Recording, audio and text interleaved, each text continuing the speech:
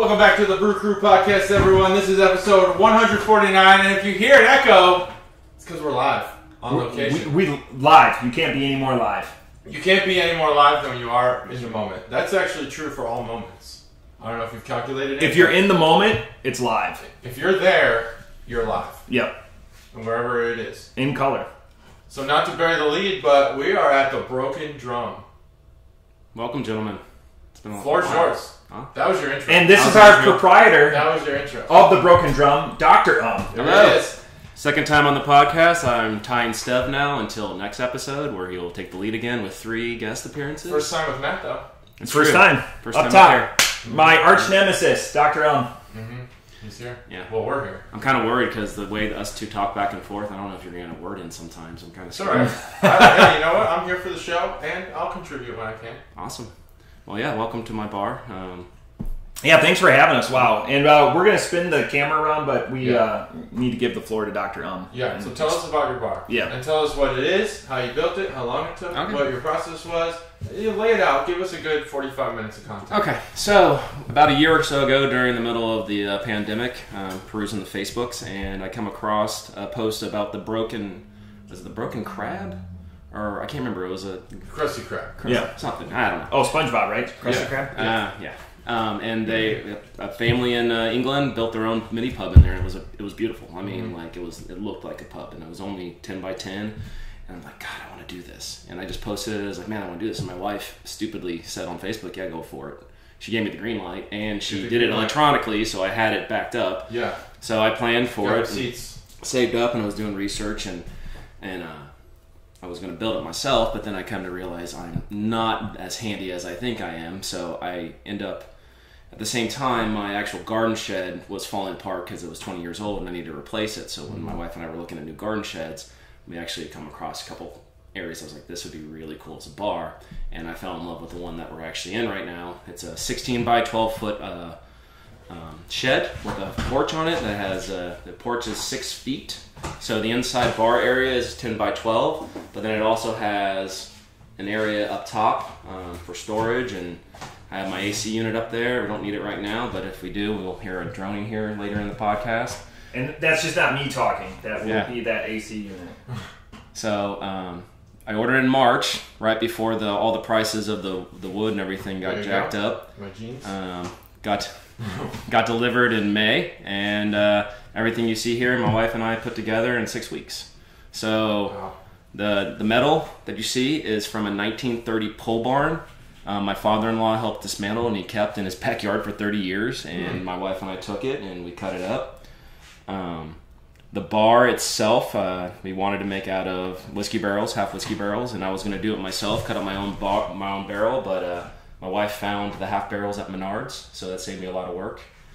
And then I just did the wood. So the bar itself only cost me probably about $200 because wood was so expensive when I bought the wood. But overall cost of this bad boy with everything and the buying the building and everything is probably about $6,000. Everything into it. Wow. So It's fantastic. Yeah, thank you. A lot of we reuse as much as we could. Reuse, recycle. Yeah, a lot of that. Yeah. But yeah, I spray foamed the inside of this, so it's like a Yeti cooler in here. Oh, cool. So it'll be like you see how it cooled down, how fast it does. Yeah. We had it in there and on, and in the summer and the fall and the winter, it should be That's what I need to do. I got to spray foam some stuff. And if you can tell, it's kind of a barn thing. I got the jar rubber game I found at a garage sale for $5. That's really cool. It goes with our drink motifs, which are jars. You know what this reminds me of in some ways, and well, obviously with way less clutter, is that it's the antique shop. What is that place called? Well, I shouldn't have brought it up because I don't remember what it's called.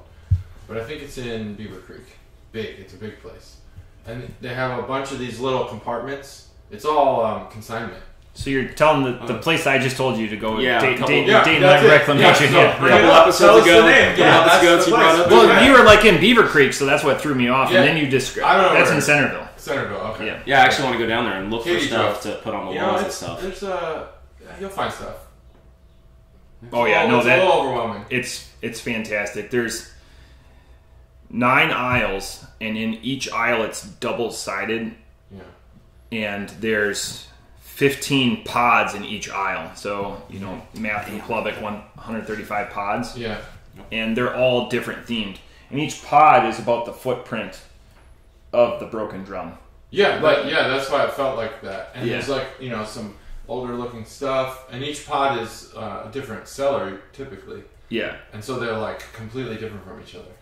It's crazy. And, they've you done have it. To see it all. And then in the back corner, that's where Dayton Reclamation moved. Mm-hmm. So that's why I referred to it as Dayton Reclamation. That's where you get all the wood for. Yeah, that's where all their wood and everything that they reclaim, similar to what your father-in-law had with the 1930s metal, which is awesome. That it's I also included on the front of the bar too, but we went the different way. And I have extras if you want some. I need to get rid of them. I don't know. I have too many projects, but I love it. I mean, God, that's awesome because I have some cedar right now that I'm trying to part with. So I built this bar in my head for weeks, over and over. Like I built this from my brain. So it was like when I got down to actually building it, I knew the sizes, I knew what I wanted to build, and to see it come together. And usually when I build something, I fuck something up. But this thing came it was like just coming from my head, and it was so much fun. And like next thing I know, it's been 4 hours, and I have a bar, and I'm just like, I built this. It was so cool. It was What are some because how long has the Broken Drum been open? We finished it like mid-June. So we didn't have air up in here because we spent so much money at Menards. We were waiting for the rebate because we're trying to save money, and I had enough money coming back from Menards that pretty much paid for the AC. Yeah. So I had like $250 come back. So we would pretty much come out when it was nice days. We could open up the windows. I would have air pushing out through because we got window there, and two here, and we can open them up, and it's nice when it's easily nice. Exhaust. Push it through because it's such a small space. And like I said, I spray insulated that. That was the biggest cost. That was my biggest mistake. I thought I would just need one 650 spray foam thing. Yeah. That thing cost. I don't want to say how much that cost. It was like $500 each. I thought I needed one. I needed 3 of them. Yeah. That spray foam adds up really quickly. That's why you can go back and forth on spray versus like cellulose, blown cellulose. But so with it being June, spoiler alert, it's the 23rd of July. What's been the best early success? Like, because you live in a neighborhood, to describe your neighborhood a little bit. Everyone's friends with everyone. Like you're afraid to put the really cool sign out right now because the neighbors will come over. So it's noon on a Friday, so people are ready to drink. Yeah. What's been your best early success? Like how many people have you hosted and like success? Like so I like to say my neighborhood. Like I have family that lives in this neighborhood. We have friends. We have golf cart. Like growing up, you would know where your friends were because the bikes would be out in the front yard. Mm-hmm. In this neighborhood, it's where the golf carts are. So like we all decided to during the pandemic to put some money into our houses and stuff like that. So like I'm like, well, I'm gonna build a bar. My cousin built a pool. Yeah. And a wood shop shed, which is really cool. And then my other cousin put a hot tub in. Our other friends have a pool. We have another set of friends that put a movie theater in their basement. Is your cousin guitar? No. Okay. See, you got it. It took a little while to get there. It took a little while to get there, but with Dr. Guitar. I got it. Yeah. No reaction. It doesn't get any better. It doesn't get Chuggalos. It doesn't get explanation. Yeah, I needed you to tell me what you were talking about. If we edited something in the building that. Like, did he build a music room and I just didn't hear him? If we edited it, there would be the brum, brum, brum, brum. Yeah. I can throw that in. Thanks for giving me the cheesy grin. That helped. I got it. I love that. I got it. It's good. It was really clever. Yeah. I just wish I would have put it together. So our first really big success was actually my wife was in Cancun for the week, and our friend Micah, who lives in the neighborhood, it was her birthday, and another friend did a search or what are those when they clues to the next bars you go to, like you have to. Mm-hmm. Pub crawl? It was not a pub crawl, but it was a scavenger hunt. Yeah, okay. Thank you. A bar scavenger hunt. And they did it in Troy. Yeah. They ate dinner in Troy and did a couple bars there, and then they did the 2 bars in TIpp CIty, and they ended up here at the Broken Drum for the last. So they showed up around 10. And we had about 18 to 20 people in here. Whoa. Yeah. Not bad. And she was... Not too bad, as they And it was say. funny, like I got a great picture of her because she loves playing Dr. Mario. She's playing Dr. Mario on the TV with the Nintendo, and everyone else is out there dancing around her, and she's like... So... What I got from that was your best success was you sent the wife to Mexico for a week and then opened the bar. Yep. It doesn't get any better than that. That's better than what, No, some of the most random things is like, well, I'll just put the sign out and you never know who's going to stop by, They all know if the sign's out, you can stop by. We got a golf park only parking spot. So. Which was awesome, pulling up. And you can tell that it's used. Like the grass is matted there. I was like, oh, that's clever. No, the grass is actually matted where the golf cart only sign is, which is awesome. Yeah. So, it's a fun neighborhood. It's a great group of people that live around here. Even my neighbors next door that don't tip well. Yes, those neighbors. Oh yes, when I almost careened off the road with the dubstep that you put into the Beersby. That's right. What was it? Yeah. What was that called? That was Beersby? No, the Hopsy. Hopsy. Do they? Because Beersby is a game. I would have loved to have the Hopsy for this bar, but unfortunately they went out of business during the pandemic because all the smaller craft beers that they were working with, they went under. It was just an effect. Because they were just the mail. They were just the mail order and the technology in it. They didn't do any beer. Hopsy didn't have. Yeah, well, they would send them their bottles to bottle, and then they would do the shipping and then all that stuff. So okay. Yeah, so they were in charge of the ship. They were kind of like a distribution. Yeah, that's a hard word, but I could tell that they had a couple different ones around the country, and I could tell the one that I was getting from was from Illinois because almost all the beers I was getting was from Illinois. Mm-hmm. So maybe got something from back home. So we've done your greatest success. What's your target? What's your besides sustain? Like, are you going to make a broken drum a palooza, a yearly or something to christen it? No, but a lot of football is going to be watched out here because I got my deck out there. I got the TV out there, and it's like all YouTube, so it's all Wi-Fi. My mesh network works out here, so I'm going to do my fantasy football draft up here for the 4FL for the team from work. Just fun stuff. We're probably going to play a game of True American outside, and we'll probably incorporate the bar in that. I don't know if you ever watched New Girl. So it's a game that they build up, and we played it inside once. It's pretty much a combination of the floor is lava, Candyland, and drinking games that you play with all these people. Oh, that's awesome. Sounds fun. So, but we've learned to do it outside. So, but no, it's just a hangout place. Like my wife and I will literally just eat dinner out here and watch TV, eat away from the kids sometimes. Awesome. Or there's a sporting event like that TV will be on the whole week this week because of Olympics. So you sir at I don't want to dox you, but in your early 20s are the envy of everyone 20 years older than you and 20 years younger than you. Everyone wishes that they could have this in a functioning bar in their backyard with electricity, with TV, internet, everything anything else. We can actually put down a bed and someone can crash out here. Like my in-laws, my brother and sister-in-law already say we're going to stay there when we come visit you. So jeez, I didn't think of that. And then a smut 8mm type porn place. Yeah, crazy. Yeah, it's got that feel. That feel. Yeah. All the farm implements. Weird sex going on. Yeah, Daisy Dukes and plaid shirts that are. Maybe if that's what you're into. If that's what you're into. But should we get on to some beer news? There's some big... let's talk about beer news. Okay, so one thing that I just heard. So, Dr. Elm, get this. A rancher who's 53 years old just went out on his four-wheeler just in Wyoming. Mm-hmm. So just out tooling around. So what does he bring with him? He brings a bottle of water and a 12-pack of Keystone. Wow.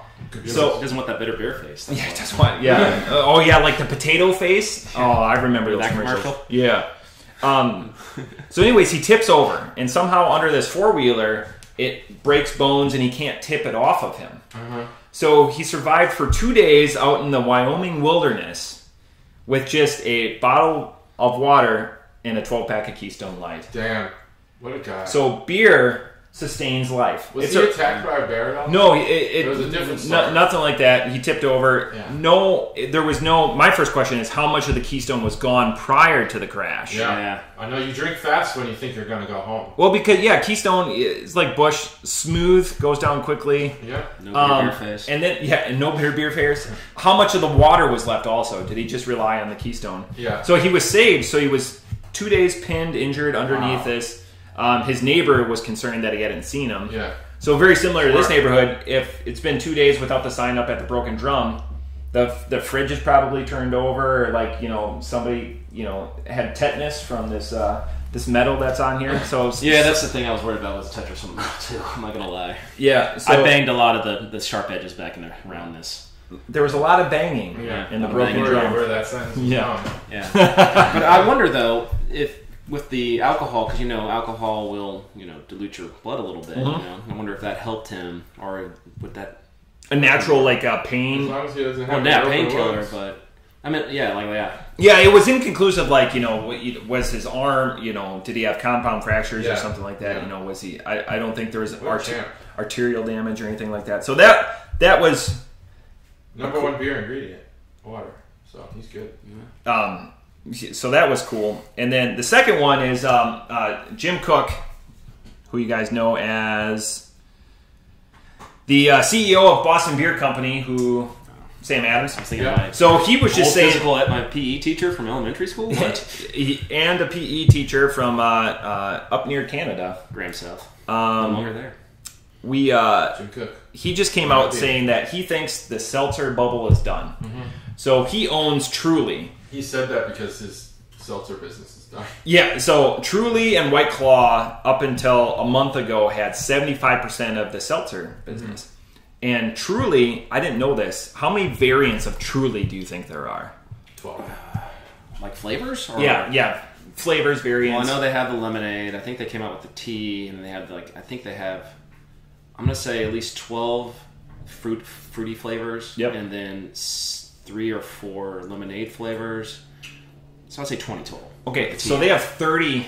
30. So them and White Claw up until a month ago were 75% of the market. Yeah. But they say that it's too saturated. There's too many players into it. Yeah. So now they made it sound like, because this was a stock.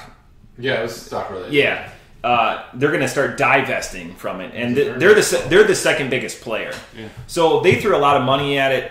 They had the national marketing campaign with Dewey Lupa. So, anyways, a national recording artist that was coming out, heralding the Truly, but they're going to start divesting, and his belief is that it's too saturated. So, my question to both of you guys, as educated consumers of alcohol, which is kind of an oxymoron, which is funny. I like it. Is there some value to this? Because just a year ago, we were talking about, this is the new. We were. Was it going to stay? Was it going to, because it's taken over all of our beer haunts, like where we go and pick stuff. Seltzers have moved in. So what do you guys think with this news? Good question. I think it's reached its level because you see it everywhere. Like my wife doesn't drink the White Claws or the Truly. She likes the Vizzies because it's got. I'm a Vizzy guy because the antioxidants and everything. Yep, because it's healthy. It doesn't give her a headache. So. But I only have 1 or 2. It's a novelty. I'm not just sitting there like with my bros and I'm like, you know what? I want 10 Vizzies. Right. But yeah, I've got one in the beer fridge. So yeah. Yeah, you're not slamming on it. Well, what's my opinion? It's hard to tell at the beginning, but yeah, you can see it getting oversaturated, and it's here to stay. Seltzer's not going anywhere. Oh yeah, it's a number one for the women. It's gonna it'll pair out. So they'll find champions. Did you just say like the lemonade, like Mike's Hard and stuff? Because that was the thing like 5-6 years ago. Like everything was like lemonade or spiked. Seltzer lemonade. Like Bud Light came out with their seltzer lemonade. Vizzy has a lemonade. Yeah. White Claw has a lemonade. Now they're trying to do the summer market for that. So I think they're trying to already figure out a different angle for their product. But I think they got a good market share. I mean, the women love it. Yeah, the low calorie market is there. Like it's just what you do to rejuvenate. It seems like they're having to rejuvenate it, a lot quicker than normal. Yeah. I wonder how much it's cut into like Mick Ultra and the other one that's like the other ones that are known as the healthier beer, Yeah. Like if Milk Ultra's sales have dropped because of these White Claws and Trulies.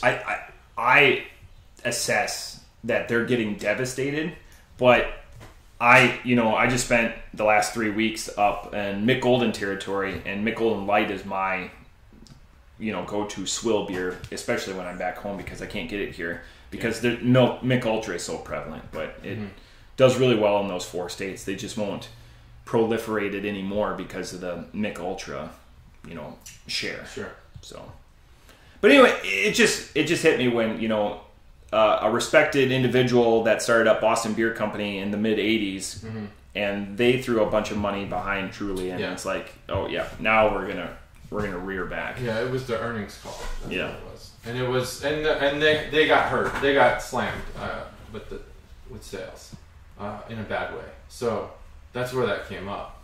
I remember seeing that story. I also don't think there's enough shelf space. It came in too quick. Yeah. Like I don't know why I have like this this awareness of shelf space, but when I was when I was deployed in the Navy, we had an NEX, and it was a big one. It was the only store on base, and you couldn't leave base, so that was it. And I remember there was like just limited shelf space, and so my wife would be like, "Look at all this new stuff that like this was back when like individual water bottle juice packets started coming out, and Neo and stuff." Yeah. And it was just like a whole aisle, and I was like, "Holy shit! Like we could never do that here." And so now when things happen like that, the explosion of seltzers, it's like you really don't. The beer companies aren't going to stop paying for their shelf space, and then even if they're paying and they make the seltzers, they're not going to take their beer completely off the shelf. That's why it's so challenging. It's just like, wow, there's too many. It's so challenging as a new individual to get into that because that shelf space is worth so many dollars. Yeah. And you make the you need to expand the grocery the Dr. Amber Ale. I mean, you might get 1 rack, maybe 2, until like the proof of the burden of proof is so much on the little guy. Yeah. I mean, even you go to like Kroger's, even Rheingeist, which is like a local powerhouse, only gets a couple of racks compared to the big national brands. Yeah. And they're smart. They've done all the analysis, and they're like, this is what's going to work. This is not what's going to work. So it's crazy. There are local craft beers that actually make their own seltzers too. There's one called Kitty Paw that's made here in Ohio. I know Chaffee's downtown. They always have a seltzer on tap because they know the market. They're moving so much of it. Yeah, and they every time we go in, it's a different flavor. And because we go to Chaffee's to get the craft beer, but the women want the seltzer, but they're always stuck with whatever they have there. But they also have, that's one of the few things they actually keep cans in too. They'll have Kitty Paw cans. Oh, nice. The flavor, just because they know, hey, women like to drink too, but they might not want this heavy craft beer that they bring in. Last week, or 2 weeks ago, we did Moeller Brew Barn. Since we're up this way, is that a brand you're familiar with? Oh yeah, we go to Moeller up in Troy all the time. It's a beautiful. I've noticed a theme also. Yeah, they tend to take old churches, all of these craft brew, and take old churches and brew it. And so they're at an old church downtown Troy. Yeah, it's gorgeous. They took a lot of the wood and stuff they have. They use a lot of the pews for their tables. Yeah, but a lot of to open up the ceiling more, they took a lot of rafters down, but they end up making their tables out of the old wood. So reuse, recycle, and all that. Yeah, it's a gorgeous bar, like one of the most beautiful bars in the area. It's right in the middle of like where the aisle down you would walk down to go to the pew or whatever, and it just they'll have they have an area up top where the musicians will play. Yeah, they're looking down on people. Like while they play, it's awesome. The food's good, and that's another one I almost got. If I couldn't find the one beer I wanted, because I was going to try to get the red I like from Moeller, the Wally Post, because I've only had it on draft. I'm always trying to see the difference between draft and canned beer. And spoiler alert, that's kind of the theme of the beers I brought. Yeah, that's a nice segue. Yeah, pitch out these beers. All right. I will say that I want to go on record. I don't want any pew in my beer. So, you get that one? Yeah, I get that. Buddy. Woo! So the first beer. Here we go. This is one of my favorite beers. I'm excited for it. When you said, I was looking forward to you expanding on this can art because I think it's fucking gorgeous. But 2, I've only had it on draft, and it's a 5 for me on draft, but I've never had it out of the can. And I'm actually going to get a cup too, so you guys can see what it looks like because it's an interesting color. So, do we need to roll it? It does say that it may re-ferment. I would roll it probably. All right, just in case. But I was super stoked when I've been looking for this. This is the number one beer I wanted to share with you guys. So I'm really excited to have this. When a couple episodes ago you did a Streetside, and I was like, oh, I was like, I hope they don't do cereal milk, and you didn't, so I was super excited. I did not. Yeah, what episode did we do that? I'm going back. It was only like 3 or 4 episodes back. If It only- wasn't a very highly rated beer. I know What? that. That doesn't sound like us. Yeah, I'm Streetside, episode 142. Oh, key lime pie milkshake. Yes, I remember that. So this is also another one of their milkshakes, but I hope that you will enjoy this more than the last one. Mm-hmm. So should we go with the? And you can do this. Yeah. You can have this beer. Yeah. Because you can't drink Oh, lactose. yeah, I don't care. You'll handle it. I'll handle It's taken care of. Calling us down, Dr. M. it. 3, 2, 1. Boom. Oh yeah. All right. Tasting. I'll show the can So I'll pour a little bit out so to you the can users. see the interesting color. Look at that. Well, it was a little bit more purple on Look at draft. that can. That is Streetside's can. It is for the listeners on the audio. Check it out. Check it out on YouTube. That's where you see the can. So I mean, I don't know if you want me to read it or if someone else wants to You know, read it. Or It's up to you if you want to read it. It just, we typically blow through the words. yeah. Maybe I can't read, so thanks for putting me on the spot. That's true. So it's a milkshake blonde with strawberry and blueberry. It's 5.5 ABV. And they say, you ever drink the milk from a bowl of cereal? Yeah, that's this. Brewed with precision to taste just like the milk from your favorite cereal, but with alcohol. Cereal milk began its life as one of our weirder beer ideas and has turned into a street-side cult hit. Strawberry, blueberry, and vanilla bring you back to your days of watching cartoons, crushing bowl after bowl of the sugariest cereal you could find to power you through the day of shenanigans and neighborhood brouhahas.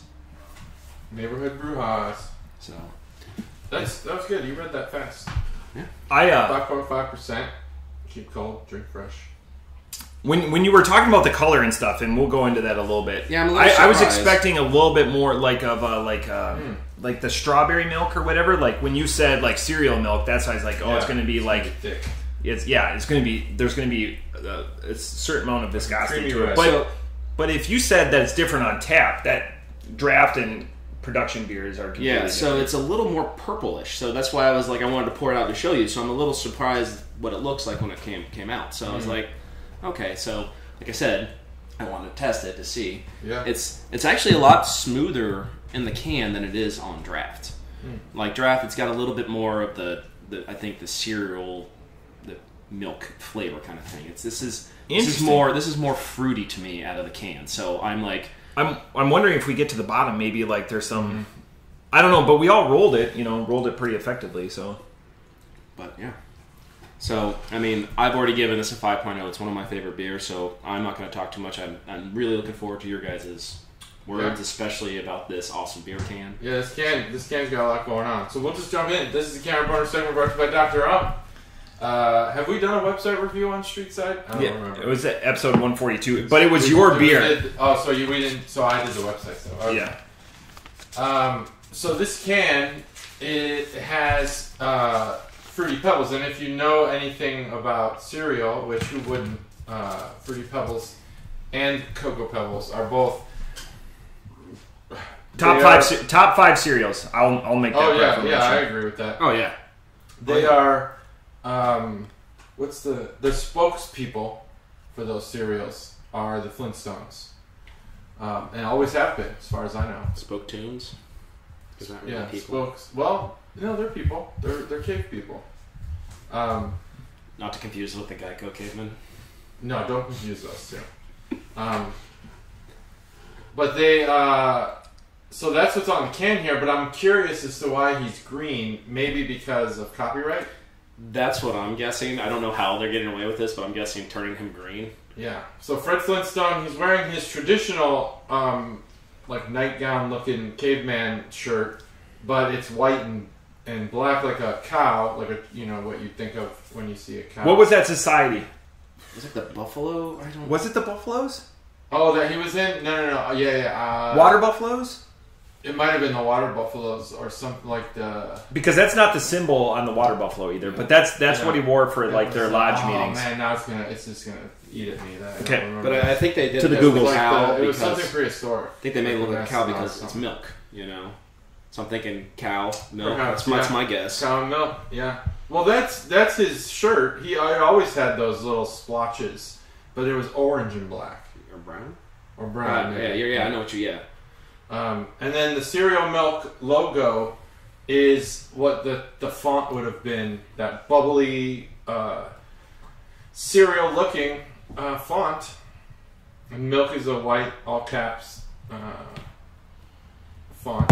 Yeah, it looks like the font from the cereal box. So around the can is Fruity Pebbles. And in that, it is an ocean of Fruity Pebbles. That are creating a wave. There's a gravitational pull from some probably space-based object like the moon that is creating waves in the cereal. Nice. Maybe it's a human. Who knows? Maybe it's a spoon. Maybe this is a miniature Flintstones. And they're in a bowl of cereal like in Honey, I Shrunk the Kids. Oh. Which was a real interesting scene because of the way how long it takes him to eat that cereal. And it was the water. How long it takes him to get that spoon when they're actually on it to his mouth. Yeah. I'm like, nah, these kids are dead. Yeah. Update, it's the water buffaloes. The water buffaloes. Nice. Boom. Worthless trivia for the win. That's great. And so there's a wave. And so Fred Flintstone is surfing on Fruity Pebbles. Now, I thought Fruity Pebbles more featured the kids, and the Cocoa Pebbles was more Barney and Fred. I don't remember. Yeah, Cocoa Pebbles for sure is Barney. Yeah. Barney, that's his thing. And then there's this guy, the space guy. He has a name. Yeah, I can't remember his name. I saw him too. Some with Z's in it, like Bezo or something. Queegee, ZZ. If only we had smartphones. Yeah, I know. We don't.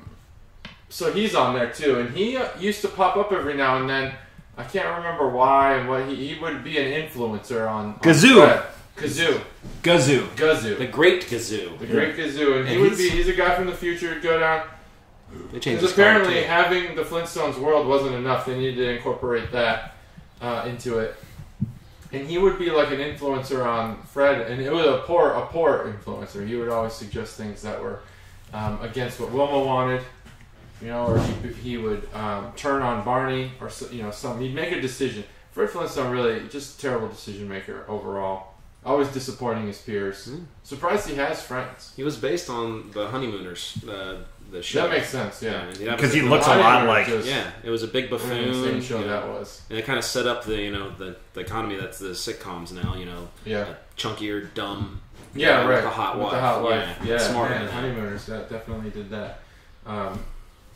That was another. We talked about Family Guy this last episode, and that's another thing Family Guy did well was they made fun of the Honeymooners because he'd always be like, "One of these days, Alice, boom to the moon," and it's like there's like an episode where he just beats the shit out of her. Bless you. Thanks. There's an episode where Ralph Crandon or something like that from the Honeymooners. He just beats the living shit out of his wife, like on Family Guy. Obviously. So it's not real. Because that's like the impression you were getting, and back then people used to just threaten their wives all the time. We don't condone that violence. Oh no, I'm not saying I want to do that. I'm not saying I think our wives would kick our asses. Like you send your wife to Cancun, so she lives in back then was crazy. She has a great life. Back in the black and white days, women just got beat up, and it was terrible. We've come a long way. It's great. That comedy wouldn't be funny. That's basically what I'm saying. A lot of the comedy that we enjoyed 20 years ago, you can't do today. Fred Flintstone, based on that, I think Jackie Gleason character. So he's surfing, and there's the Gazoo guy, and there was just to stay on the art here for one more second, the crossover between the Jetsons and the Flintstones. Yep. I think Great Gazoo... Top 20 moments in American culture history, probably. I know, right? Bigger than any... Prehistoric meets election futuristic. or social movement. Just the Flintstones, Jetsons movie. It was a movie. It was a full-length movie, I think. I love that movie. It was awesome. But I was much more the Jetsons than the Flintstones. Do we know what year the Jetsons were taking place? Hanna-Barbera. Oh, what year? The Jetsons? It's being the 3000s. I'd like to transition to the Jetsons.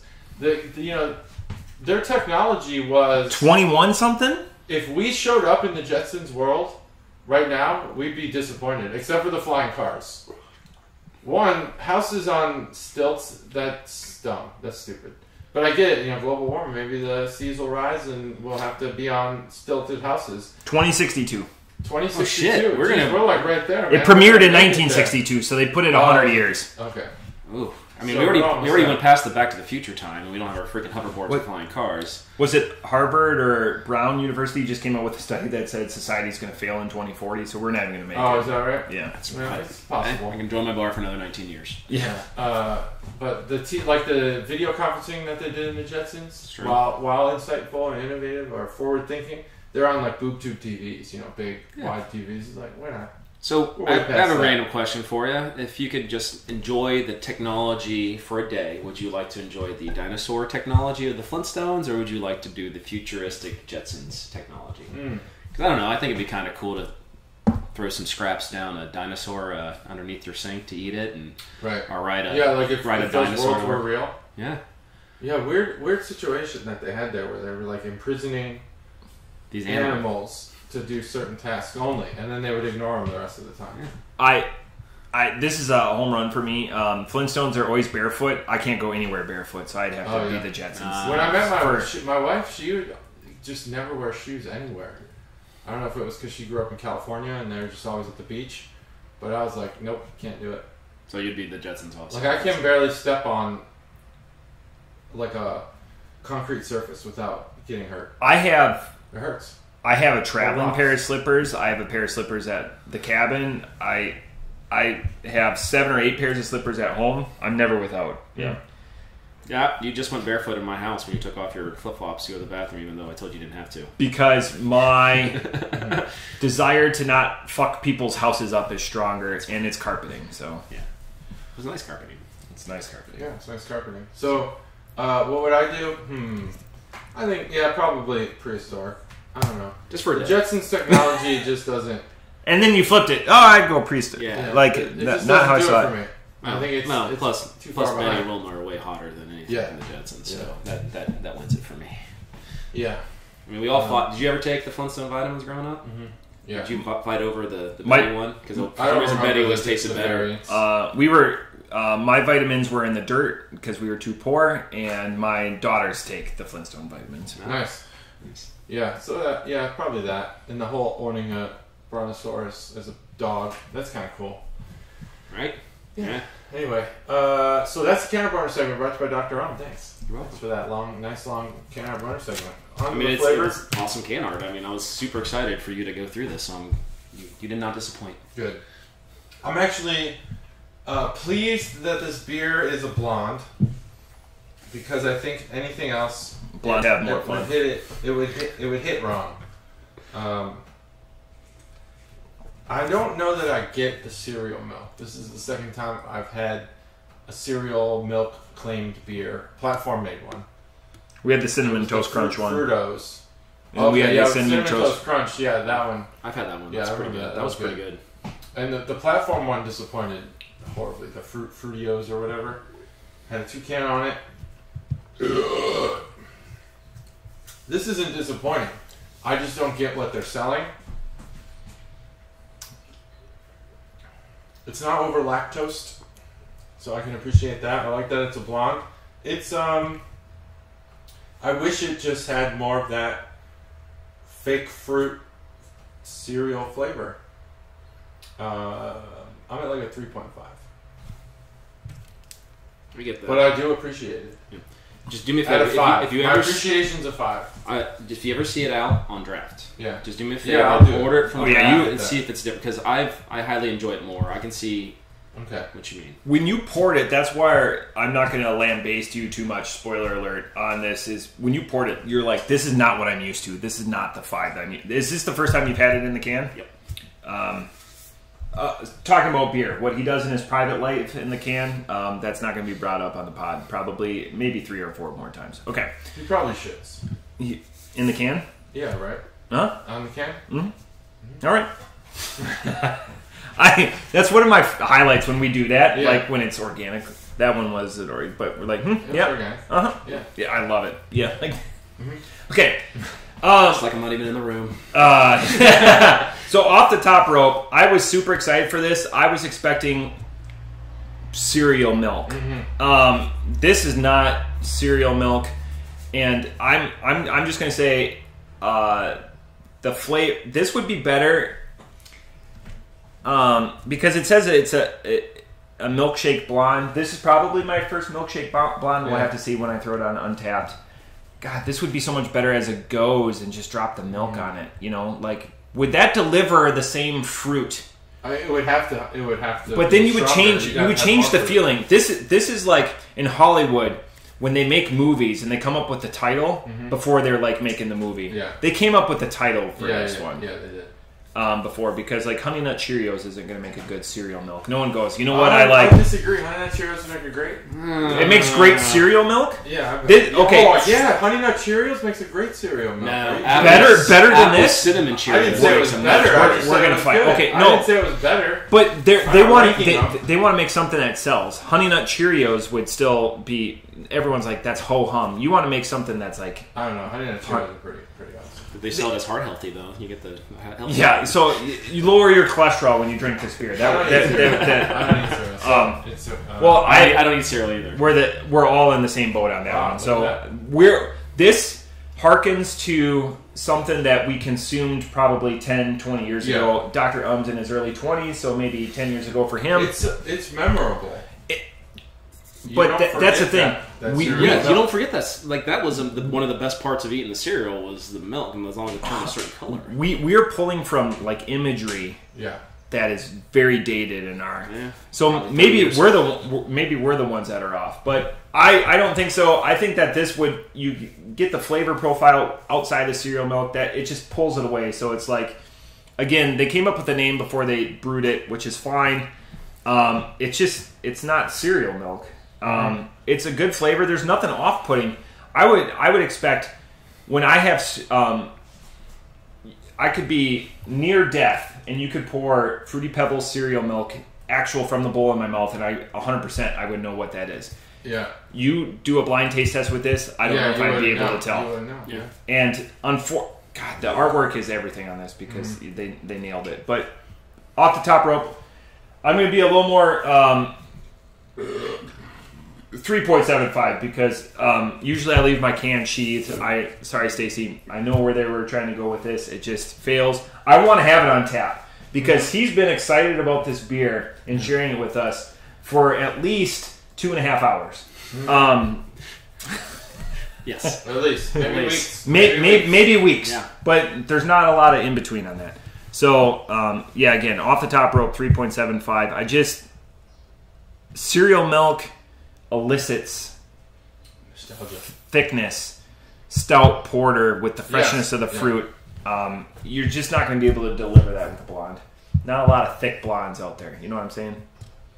Not a lot of thick blondes. You know, I'm looking up to see if Chaffee's here in town has it on tap. We might have to go after this and go have a taster of it. I think that's so. You bring it up. Dr. Ums had a 5. I'm just going to write you down for a 5. Well, no, I need it for actually, the spreadsheet. No, for the can. Can's different. For the can, it is different. I'm going to have to give my score. I'm going to have to lower it down to at least a 4. It's at least a 4. It's not at all what it was on draft. I'm a little disappointed. Like, you saw me pour, and I think you saw the disappointed look in my face because it's like a purplish. And that was the first thing you said immediately. You're like, I bought this to pour it specifically. You know where they would have benefited from actually buying Fruity Pebbles and putting it in the beer, because some of that Cinnamon Toast Crunch beer we had Cinnamon Toast Crunch in the actual brewing process, and because the reason why cereal milk is so memorable and delicious is because the cereal leaks its flavor into the milk. Well, if you put it in the beer, guess what? You got it. You nail it. But they tried with strawberry and blueberry. Yeah. Honey Nut Cheerios doesn't leak its flavor into the milk, by the way. It doesn't. It does. It's sugar and honey. It does. You are younger than me. You are talking like somebody in their 70s. By 6 days. You're talking like somebody that like in their 70s like appreciates Honey Nut Milk Cheerios. You don't or Honey Nut Cheerios? I absolutely love Honey Nut I'm not saying the cereal. I'm saying the milk. I'm saying the milk. The milk afterwards. Yeah, the milk's fine. It's good. I didn't say it was the best. That's what I was talking about. Was the milk. So what's the best cereal milk? Probably one of the Fruity Pebbles or the Cocoa Puffs. Oh, well, yeah, you have to go with the cocoa.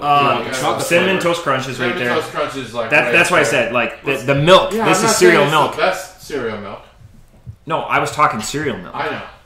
Yeah, so I'll switch to that topic. It's not the best, but it does change the milk. Well, yeah, it makes it sweeter. Honey I'll give it that, but you don't get that. You don't milk. get that honey. Like if you had apple cinnamon Cheerios, you get that cinnamon appley flavor in that, but not the honey nut or nothing. Really? On the Cheerio side. Oh, that's crazy. No, you know how many different flavors of What Cheerios other are Cheerios now? are good? There's frosted Cheerios. There's cocoa Cheerios. If I want frosted, go Frosted Flakes. If I want Cocoa Cheerios, why would I get Cocoa They make Pebbles? Cocoa Cheerios? Cocoa Pebbles or Cocoa Puffs? Us poor folk, I never. If it didn't come in the malto meal bag. Yeah, it's got to be the bag. Besides raisin The bran, bag goes on the bottom shelf. Yeah. $3 for for 7 pounds, and it was the same. Like you could do a blind taste test on that, but No, you could taste the difference. no. Yes. I think the bag cereal doesn't get as soggy. Really? Like it's better. fortified. They would use the word it's fortified with cement. They just put Not as sugar absorbent. over the outside. Yeah. Less absorbent. Less absorbency. Yeah. The first bag of malto meal is sitting in a bowl of milk, and nothing has changed. The absorbency of the food, nor the level of the milk. I don't think the bag cereal soaked into the cereal as well as the name brand stuff. Yeah. Yeah, it's soaked into my I checking remember account, though. serious flashbacks to eating cereal when I was younger. When I was a teenager, So it did what it wanted to do. Tastios? No, Was it Tastios? The conversation is doing it. Tastios. Well, wasn't that the original Oreo-Os? No. Tastios were what? They were. I think they were knockoff I think that's the orange Honey Nut Cheerio. I thought it was Tastios. Or maybe Tastios. No, I thought it was Toastios or something like Toastios? that. I just remember honey-coated circles. Honey-coated circles. Wow, I was I've never heard that brand before. No, that's a good brand right Was there. it John? John, go have a bowl of your honey nut or honey-covered circles. It's time for my programs. Back before Aldi was a hipster cool place to shop. It was where people who we shop. They had honey-coated circles. I feel like I feel like Chuggalo Mom. I can be. Go have your honey-coated circles. It's time for my programs. Yeah. Oh, people who buy bag cereal call it by their brand name. Yeah. Go eat Cheerios. Yeah, I'm gonna have Cheerios. Yeah. Oh yeah. It's like Kleenex and tissue. No. But when I was a teenager, I just had this metabolism. I was always hungry. I'd come home sometimes and eat a cold frozen pizza, and I'd still eat dinner. Dude. But I developed this method, which it's not very innovative, and I'm sure other people have it, where it's not breakfast, so cereal doesn't have the same process to be consumed. So I would take the biggest cup I could find, drink cup, and I would pour cereal and milk in that, and just go watch TV and eat out of a cup. It was awesome. That was a good afternoon snack. We didn't have bowls because we were poor. We had Tupperware containers. I can remember eating out of Cool Whip containers. Yeah, and that's just those were durable goods. The best is when everyone's been paid. Mom and Dad have been paid. Beat the check. Chinese food. Oh yeah. Because everything in Chinese food, as long as you don't order too much rice, everything liquidy comes in a plastic. Yeah, and you get the cold jug ones, or whatever. I still remember going to Grandma's house. There was 8 things of Cool Whip in there. You have no idea what's in it. It could be Cool Whip. Yeah, it could be leftover turkey. It could be. Did little Dr. walk out with a Cool Whip container, and Grandma's like, "You better return that, and it better be washed." Every Thanksgiving, it's got initials on it. Yeah. A thing of Cool Whip, and I'd have to bring it back. Christmas time. Yeah, bring it back. I'm returning your Tupperware for my next leftovers for Christmas. Yeah, because then they would store it with Christmas cookies. Christmas cookies would get delivered in Cool Whip containers, but they had initials on it because you were expected to return it. Yeah, you got to return it. Durable good. Yep. I still remember she would get Solo cups and write our names on it, and we had the same Solo cup for the whole year. She would clean it out. Do that. I've written my kids' names on those red cups, and they just don't. They just lose them. No, my grandma would write our names on it. That was our cup we had to use at her house, and then the next time we come over, it was little paper Solo cups. No, the plastic ones. Okay, she spent a little bit of money. Oh man, those paper ones. We got the ones with a couple of years ago that you could etch your name into. Oh yeah. And then the best part is when you're cleaning up the next day, because you never clean up the night before, and you're like, this person had 4 cups. Like what? After a party, I have to clean up before I go. Not outside. Outside, nope. Everything indoor. We had people over last night. I was up for an extra half an hour cleaning out here. Yep. Half hour. I can't have beer. I can't have trash in the.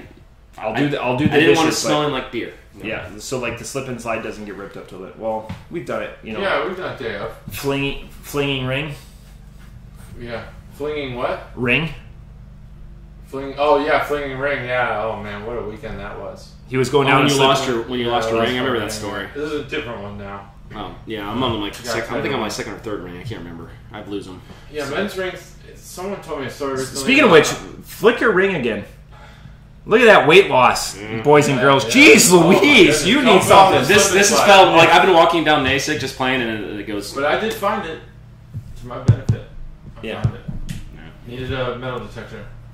Beer numero dos. Do it. So, you're actually going to see a theme here. So my theme was saying beers I've had on draft, but there's also cereal in this beer as well. No way. So this is from Alematic. It's Alematic. They are a nano beer, a brewery, nano brewery. So what they'll do is they'll experiment, build something up, and then they'll pretty much go until it's done. Once it's gone, it's gone. It's gone. Yeah. Yep. But they've been around for a couple of years now. They started getting requests for the same stuff over and over, so they're going to start brewing. They're going to have some standards. Yeah, they have 20 taps. They're probably going to have some standards, like 3 or 4, but they're going to keep experimenting. They like experimenting. Where's Alematic out of? They're in Huber Heights. It's a rough part. Huber. Yeah, off of Chambersburg Road, next to Get Air. So this is their growler. So this is really cool. They actually put it in air. Factory. Get Air? Get Air? Oh, don't worry. You'll be intimately familiar with Get Air. Every birthday party from like 6 to 10. Is it like a trampoline park? Yeah. So I thought you said Get Air. It's like in an office. Like it's a weird location. It's like it's like you're a maze of parking lots, and then you're there, and it's like an old factory or something. Yeah, and Alematic is right next to it. They're in that over there by Chambersburg. Yep. Great place. So you can drop the kids at the trampoline park and go have beer. Oh, that's good. I like that. So they always have food trucks out there. They have trivia on Wednesdays. Typical brewery. It's like a shopping mall kind of brewery kind of thing. Like outside. Really cool guys. Greg and Mike are awesome. They've been doing this since 2014, but they opened up in 2019. So they took 5 years to learn their craft and everything. So Alematic has been open for Wow. So I'm gonna crack this. So this is a growler. They only serve growlers at there because it's so small. It's cool. They put them in and then they can it in front of you. So that's how. Remember whiskey had a long time ago? That's what they did. So this is called Conversations in the Dark. It's an imperial stout. Buddy, aged on peanuts. There's going to be a conversation here real soon. Golden grams. And cocoa nibs. By the way, Golden Grams is in the top. Oh, that's my top. It's a good cereal. That's not in the top. What? It's not in your top? It's 11%, so that's why I only got one. You used to be someone I could trust. So what's cool about this? Interesting about this beer when I was having it on draft and I was talking to Mike. Did this come out purple? No, this is the exact. This came out. It's better warm. So I wanted you guys to try it first. You get better warm, and let it like get warm a little bit. But I didn't want to get you too much because it's 11%. And I know you guys have to drive. Where are we going to talk about while it gets warm? Oh, geez, what could we talk about? Should we just stare at each other? Let's do it awkwardly. Just dead air. So, but I would try it when it's cold. Do you guys ever play the quiet game with your kids? Your guys' kids are older. My kids. No, my kids lose that. They don't need quiet game. They're fine. I'm trying to get my youngest son to play the opposite of that. Like, will you talk to me for a second? He's so quiet. My daughter, who's 5, will play the quiet game, and 45 seconds, awesome. And my wife and I are exchanging looks, and then my daughter will go, "How am I doing?" Yep. Well, so we're doing good. I just let your hand warm it up, but and he was right. When I was drinking it, I guess I'll go first. My beer. So you get the booze right off the bat. Yeah. What? Yeah. It's like how Ron Jeremy hiding his penis. Yeah. But that's the booze in this. The warmer it gets, the more you get what they're doing. You get the peanuts, you get the Golden Grams, and you get peanuts. Peanuts. Oh, peanuts. Because I said the Ron Jeremy. You put peanuts in my head. Yeah. Well, not figuratively, folks. Chuggalos.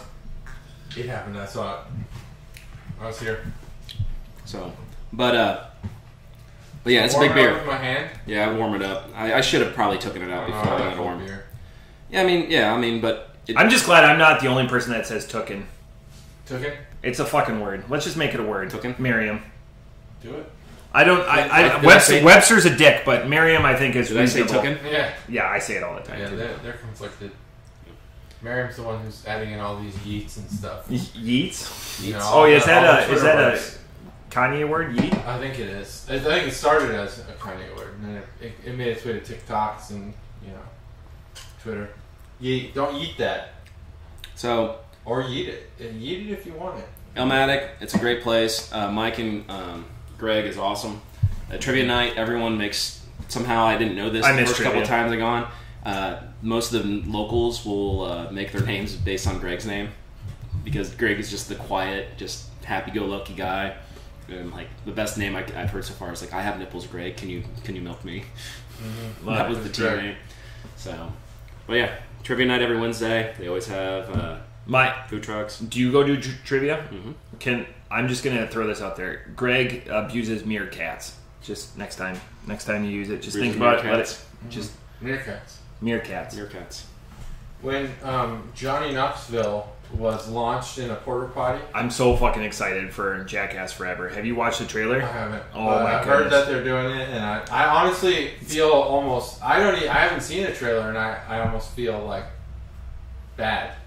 These guys they're older than we are, and I can't go through half that shit. So, within the first 3 days of filming, Johnny Knoxville and Steve-O went to the emergency room and had overnight stays. Wow. So the spot that they did, spoiler alert, yeah, they do the band, they do a band where they're playing instruments and they jump on a treadmill sideways and then just fly. Yeah, so like if you're going like 30 or something. Yeah, whatever. Like Usain Bolt. Yeah. You just type in Usain Bolt. Nuts. Sorry, I didn't like Jackass even when I was in my 20s. Well, that concludes this episode. I don't like seeing people get hurt. It's just one of those things. It's like it's not funny to me. It makes me cringe. Oh, I like the feats, the experiments. I just don't like the pranks. That's the only part of Jackass I never liked. So you don't like seeing people in pain? Yeah. But true or false, you've posted pictures of your daughter's softball injuries in the last week.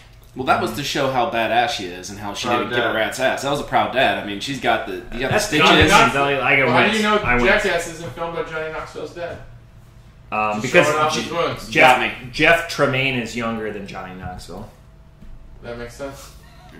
I don't know the organization. Hey, my daughter took a line drive off the knee, off the pitcher mat, and she still grabbed it, threw it to first. And you know what? She didn't give a rat's ass about her knee, and she was more pissed that the umpire called this girl safe when she was out. Oh man, I actually, for the first time in my coaching life, argued with an umpire. This past weekend at TIpp CIty. Oh, can I have a guess? Yeah, it wasn't about the game. He was wearing inappropriate shoes. Yeah, I was like the umpire. Because you're the nicest guy ever. So I never argue with the umpire. I understand how youth baseball works. They have to make a decision. They have to make a call based on their judgment, and if it's a close play, sometimes you're on the receiving end, sometimes you're on the losing end. But in this case, this umpire, this catch, the first baseman dropped the ball. It literally bounced on the ground. I'm pregnant. And he called the runner out, and I was like, "Are you fucking kidding me?" Like I didn't say F word, but so the first day of the TIpp CIty tournament is high school umpires. They're high school kids play baseball. The second day is more when they get to the actual tournament. Yeah, they get to the tournament. We actually did really well for B team. We were really good.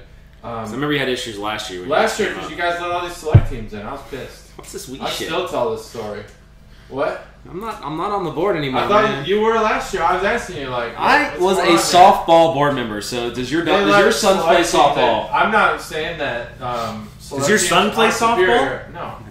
So then I have nothing to do with the baseball side of it. Oh well, I was asking you all these questions, and I recognize that select ball is the superior league. Yeah. But when you play rec, and a lot of these kids, that's where they're at in their development. They shouldn't be playing select kids. I know there wasn't a lot of teams that signed up, and TIpp CIty probably relies on the last money year that they generate. From last year was a weird year with the COVID. These teams just came in and absolutely steamrolled us, and that was our. So, the way that it works is 2 years in coach pitch, 2 years in minors, 2 years in majors. Same with softball. So you're always the B team, then the A team, then the B team, then the A team, and that's just how it worked. That was our A team year, and we were getting fucking blown out like 25-0. We couldn't even score a run, get a hit. Dude, that's the thing is, the only reason we allow some of these lower select teams, well, one, we were relying on integrity that they were say they were lower select teams, but two, it's like and they're not because those not everyone guys are assholes. Only like 3 people in the area had leagues last year. Mm-hmm. You know, it was one of those things where it's like we're trying to get the numbers, and it was bullshit. So it was bullshit. I get it, but this year we did a lot better. We did nothing but. I think they did nothing but rec. I actually showed up. Like my daughter's tournament got canceled. I was hoping you'd come over there. I did, but I couldn't find. I ran into Chuck. I saw Chuck there. But I ended up watching a lot of the softball because a lot of these girls, Chuck's like, plays for Patterson. One, I know them. Oh, really? Because my wife watches them, or like I know their parents and hang out with their parents, or like mostly because I ran this league for the last 3 years. It's awesome seeing how they grow. I see you there. But I think you were on fields 1, 2, and 1, 2, 3. You were on the bigger 2 and fields. 3. They were fucking us over a lot, and I was kind of pissed off at TIpp CIty. But and then I went to this barbecue place. Who's like, we have the most awards of all barbecue places ever, and I was like, this fucking barbecue sucks. Hickory River. Yeah, it was garbage. You should have just ate it there at the ballpark. Well, I didn't. The truck wasn't open, so this is part of the whole weekend. I know you're not really interested. You're 0 for 2 coming up here. So no, we seeded well because it rained on Saturday. That's the seeding round, and we won. We blew out the team that we played, and so we were the 3 seed because there's 2 even bigger blowouts, and we played at 9 a.m. And I was like, what the fuck? And why are we playing at 9 a.m.? That's crazy. The 3 seed. Play till usually 11. The 1st and 2 seed get the later games. Well, 1 seed gets a bye, 2 plays 11, and then 3 should play 11. But anyway, so they were like, 9, and if you win that, then you play at 1, and if you win that, you play at 5. And we're like, so we have all these 2-hour breaks. That's crazy. We're gonna be here all fucking day. Obviously, you don't want the breaks to be a 1 seed. I get it.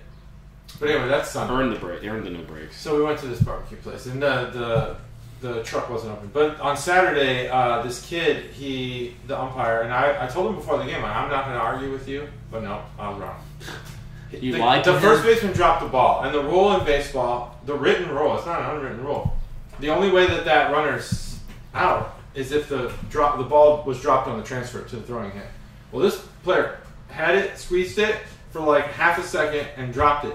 Not on purpose, obviously. So he said, he had control. This is out. And I was like, whoa. And I started yelling about the rules. And I was like, this is how the rules go. I was really pissed because we were not a good team. And we're winning by a very small margin. Turned out we actually wound up blowing this team out in the end. But it was like the 3rd or 4th inning, and these games, you only get 90 minutes. So I was like, I want to get these kids a win, and we're about to get screwed. We need the base runners. There's nothing you can do, really. So I'm just kind of yelling at no one. Because I know it's not going to change. But it made you feel better a little bit, didn't it? Yeah, hell yeah, it did. To yell at a kid. You got to let them know that they need to... This was the 3rd time that this ump had made a mistake on the same base runner. Because this kid that was running, he was beating the throw to first every time. From an infield grounder. This kid was so fast. And all 3 times it was a tie. Tie goes to the runner. The ump called him out all 3 times. And that's the first thing I said. I threw my hand up. I was like, this is the 3rd time with the same player. And I was so pissed. And I started arguing. And I actually have been thinking about it ever since. You can't tell. Yeah. I don't argue with Thomas. It's amazing. I feel like you need to wear the angry crown. I know. It's nice. It's nice because usually you're like... I feel bad because this is like the 2nd time you've come to a tournament in TIpp CIty and you've had a shitty experience. Yeah. But this is the 2nd time you've come to my house to do a podcast and you've had a good experience. Yeah, I'm enjoying myself here. Good. Yeah. Is Hinders done? No, they just closed for a week and rebuilt the back patio. Oh, okay. Caught on fire. All right. Yeah, caught on fire. That's what I heard. That's the wing joint you told me about? Yeah. It was a barbecue. A bunch of smokers were throwing their things into a flower pot. Oof. And like 5 in the morning. Also, now they caught on fire in the back patio, which That's some poor bastard who left us. He was doing the responsible thing, left his car there, probably took an Uber home. His car caught on fire. So it was parked back there. Barbecue. So anyway. Okay, so Alematic Ales. So Alematic. So I think Alematic. I don't know if I started this conversation about baseball, but I did. My son, his best friend's name is Judah, and his mom knows one of the owners there. And one night we let Judah sleep over, and you don't need to do this, parents. This isn't a thing you need to do, but she gifted us a shitload of Alematic beer. Oh, really? Because she knew the guy, and awesome. And she had. So you got a bunch of these? None of this specific one. No, I mean like. Yeah, big. I'm marking this. I'm marking these beers right now. These cans were huge. Yeah, I mean they're fucking huge. They're growlers, yeah. Put them in your fridge. It's like, geez, take up more space. Yeah. But I like it. And it's just my wife and I. Have you actually been to the brewery? I haven't. I've been meaning to go. I think it's a cool joint, and you can have tasters. You can buy like 4 ounces for like a couple bucks, and 8 and 12 ounces because some of their stuff is hit and miss. I'm not gonna lie. Like they had one beer that tasted like dish soap to me, so glad I didn't buy it. It must have been cilantro. God, so good. Cilantro is good. Yeah, but isn't that the dish soap thing? Yeah, that's the dish soap. I'm not gonna say what it is on here because there's a lot of people that like this particular beer, so. Say it, man. People are wrong. It happens. But no, like, so they're starting the one I really wanted to bring was the Pineapple Lovestone. It was a cinnamon pineapple beer. It was really good, but they ran out. But they're keeping the Lovestone, but they're changing up. They're going to be doing different fruits with more cinnamon and like so. The next one's going to be a blackberry Lovestone. He said. Right. So yeah, mistake, but that's okay. So, but I'm going to give this one a 4.0. It's really boozy. It's really boozy at the front, but. Like I said, once you get it warmed up and everything, you get this. I can taste the peanuts. I can taste the golden grams. I can taste the chocolate nibs, whatever the hell a cocoa nib is. Mm-hmm. But I get what they're doing, and and with the booze, I mean, I already feel it. I can feel it in my lips. I can feel it. So cocoa nibs. Nibs. Nibs. It's misspelled. It's nibs. So, nibs is the candy. Nibs is the actual condensed. Cocoa nibs. Yeah. Yeah. So say I have cocoa nips. I enjoy it. So 4.0. 4.0. All right, Matt, you want to go? Yeah. So did you warm it up in your hand? No, I don't. I want my beer cold. I will always say that, and I won't hold it against it. And I understand. So like when I go to Europe and when I've traveled to Europe, I completely fail most of the times when I expect a beer. Off the top rope, this beer is phenomenal. The one thing, so the 3 things that are listed are peanuts, 100% on the nose. So like if, Dr. Gets excited for nuts on his face, our nose, whatever, misspeak. Nuts on the nose? Yeah, nuts on the nose. Cocoa nibs on the palate, and I don't get the golden grams. Yeah. Does it bridge it? Explain it to me. Does it bridge those two? Bridge it. Is it the sweetness? I think so. Nuts you get don't nuts have right sweetness. off the bat. I get the nuts, and then I get the bit of the gold. I get a bit of the gold, and then boom, I get the chocolate again. It's the honey flavor. So, but I don't hold it against it because this beer delivers in amazement. I really appreciate this beer. For everything that you were excited about for that first beer, you should have been excited about this beer. This beer is fantastic. I would drink it cold. I wonder if you put this on rocks because it comes in at 11. Interesting. I mean, it's imperial. Let it chill a little bit because it's warming up. The first couple sips tasted like. Because now there's like a grit in my mouth. Now it tastes like a beer. Yeah, I told you. The more you drink it, I think the better it gets. Yeah, and that doesn't happen very often. Usually, you get a beer. The first sip, you're like, yeah, and then it gets warmer. It gets gross. This one, I think it's better. It's the inverse. Yeah. And this beer hides the booze like Jeffrey Dahmer hid bodies. Not very well. Off the top rope, this is a 5.0. This is. I was present for one. Damn. This is fantastic. I am. Yeah, up top. I'm taking that. And the one thing that would be my favorite ingredient out of those things would be like the golden grams, because there's far superior nuts to peanuts. Cocoa nibs. I'm not a big chocolate guy, so I'm right there with the golden grams. This is fantastic. This is like a, have a nice luxurious piece of meat. Mm. Oh yeah. I can actually see that with this beer. That's it. That's nothing else. Remind me of that after I'm done with the can. There's more in there if you want some more. The can segment, because I'll forget that you said that. That's a good point. Matt wants just drink it straight from the can. Yeah. It's nice when it warm. I agree. Beers taper off the warmer they get. This one, there's more value or complexity. I'm not saying it gets better because I enjoyed the first drink, even though it was all. it gets better. It was all booze. Yeah, the first two sips different. I took were all booze and cocktail like you're saying, maybe on the rocks. But the rest of it was all beer. Yeah, real thick, dark beer. This is. Oh yeah, I can't wait for this segment. Woo! Great. Look at all that. There's some things here. Slow it down for me. So you guys know what the Alematic logo is, right? Without giving it away. No, you guys, please share. Well, I mean, no. Well, I'll calm down a little bit. So this is. I feel like you're having flashbacks. Brought to you by Dr. That's good.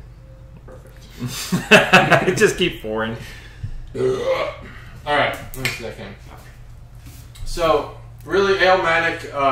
You have something light? They don't change this label whatever, here. What they do is they change what the beer is. God, this is fantastic. So I've seen this before. If you are, I don't know. I haven't bought a record recently. In the past, like just a 45 in my life, really. No, every record an I LP owned was inherited.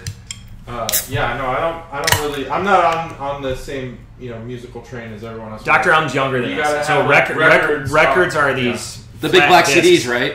Yeah, big ones. Yeah, you can't big black CDs. They go in the laser disc player. What's a laser disc? Yeah, those were beep, beep, beep, beep, beep, beep, big DVDs. Yeah, the huge DVDs. So the center of a record used to have this thing in it. What's the name of this? Alematic. Alematic. I know. Conversation. I wrote it down, but okay. So, and they have these little musical, levels basically, and that's on every can. This doesn't change, but I thought it was interesting that was their logo because it doesn't come out from the name Alematic. Was there some sort of record player back in the day that had Matic in it in the name of it? I know if you everything had Matic. Everything did, remember Blanco Toast-O-Matic. Yeah. So when you go to their bar, they have all these old records inside the bar that they've encased in this correctly. Some epoxy. Yeah. Remember all of our dead format stuff? The dead format stuff had that record. Oh yeah. You know what the symbol reminds me? Remember the game Pogs? Yeah. Doesn't it look like a Pog? Like you would take it and you would like metal and there's a slammer. That's a slammer. Slammer, yeah. Hell yeah, slammers are cool, man. The metal. You wanted the metal ones, yeah. You didn't want the fucking plastic ones. That that's the ramen noodles of Thanksgiving dinners. It is the ramen noodles of Thanksgiving dinners. That's a good analogy or metaphor. I don't know which it is. Oh yeah, people by the way dub Kama Sutra of cream ale. By the way, I got a lot of positive. The episode or the name of that? The name. Oh yeah, that's a great name. Is that the new one? Yeah. I haven't listened to it yet because you haven't been on to it. I'm working on it. If I do have to put this out. Well, I was researching why I couldn't download this video. Are you guys familiar with a day one attack? What that means? A hack? Yeah. Yeah, there was a hack yesterday, wasn't there? Like a lot of the. If you have a Google Chrome that's earlier than version 91, you need to update. It's not really. I know some Chrome users out there. I'm still a Firefox guy. I have both. IE, but baby, I typically old use school. Chrome. I like my shit to fail all the time. You're on IE, yeah. Really? You could go to Edge and just be really shitty. Are you into edging? Edging? Yeah. Is that like a sexual thing? Are you? I use Chrome, and any references to edges. Why would you automatically assume it's a sexual thing? Because the way you said it, and then you giggled like you're 12 years old. So don't giggle. Okay, let me try it. Sex, wrestlers, anything. Let me put on my Tom Brokaw. The Edge, or are you more of a Christian guy? JT, are you into edging?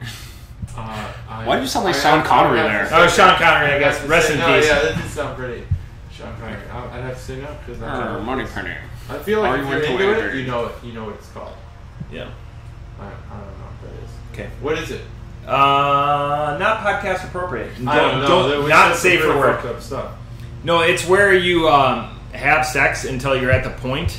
You basically imbuing yourself with blue balls. Yeah, it's okay, that's Ooh, why? There was like a big movement in the early 2000s. Now I don't know that it was like with blue balls, but it was like elongating sex or whatever. Oh, it was the That was part of it. tantric. That was based on Tantric. American I think Pie that's it. 2. And like you go and then you're like, Sting. oh, stop, let's stop. Sting was into it, where he would have sex with his wife for Well, like yeah, days. that was Steve Yeah, for was- days, right? Yeah, Sting and was they like into tell it. men to do kegels and stuff. Weird. I don't know. You gotta strengthen your taint. My God, this is the most. This podcast How do you is strengthen all over your the place. taint? Kegels, man kegels.